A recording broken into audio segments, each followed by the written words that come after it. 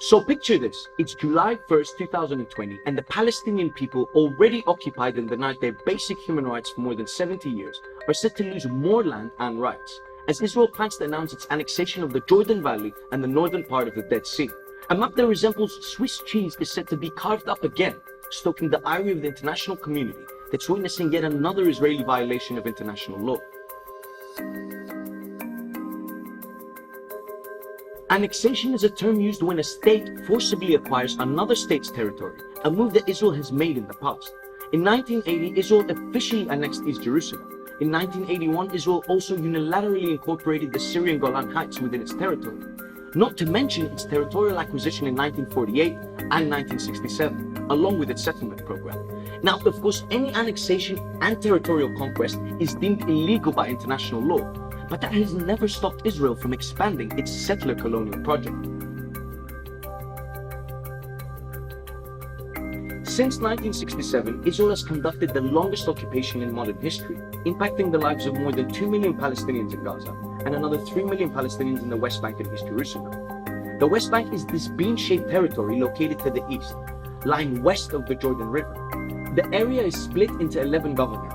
However, Israel has done the following to ensure its hegemony over the territory.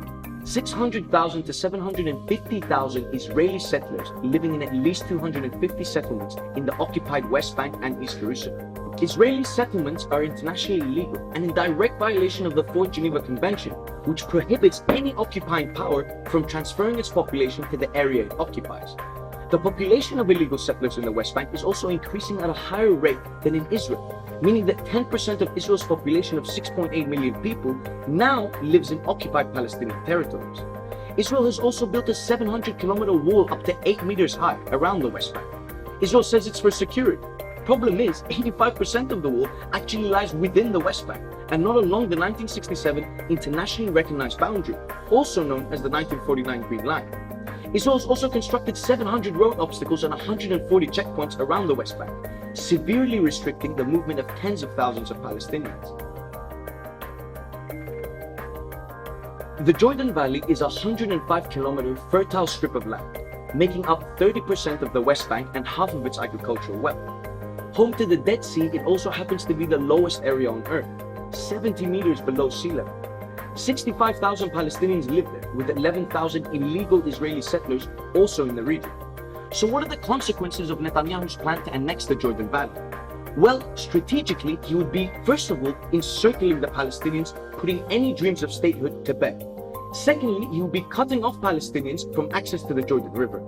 And third, constructing new settlements in the Jordan Valley, creating population redistribution and further displacement of Palestinians. So how did we reach this point and what's next? Looking at a map of countries that do not recognize annexation and illegal settlements made by Israel is revealing. But indeed, the only country in a different color is the United States, and Washington has indeed tipped the balance. President Trump's recognition of Jerusalem as Israel's capital, his recognition of the Syrian Golan Heights as Israeli, and his deal of the century have all paved the way for overzealous Israeli conquests and impunity. Ironically, or perhaps predictably, Netanyahu's plan to annex the Jordan Valley encompasses a larger area than what Trump's 2020 plan actually entails. According to Israeli settlement watchdog Peace Now, Israel would seize around 1,236 square kilometers as opposed to 964 square kilometers, proposed by Trump. Despite calls by the UN and the Arab League, Israel has started to implement a plan that could be a nail in the coffin for any future peace process plans, as the prospect of a Palestinian state, Palestinian self-determination, and international justice all seem to be further away now than ever. So what will the world do? Will Israel's unilateral actions be punished, or will occupation and settler colonialism continue to thrive? And what will this mean for the Palestinians yet again?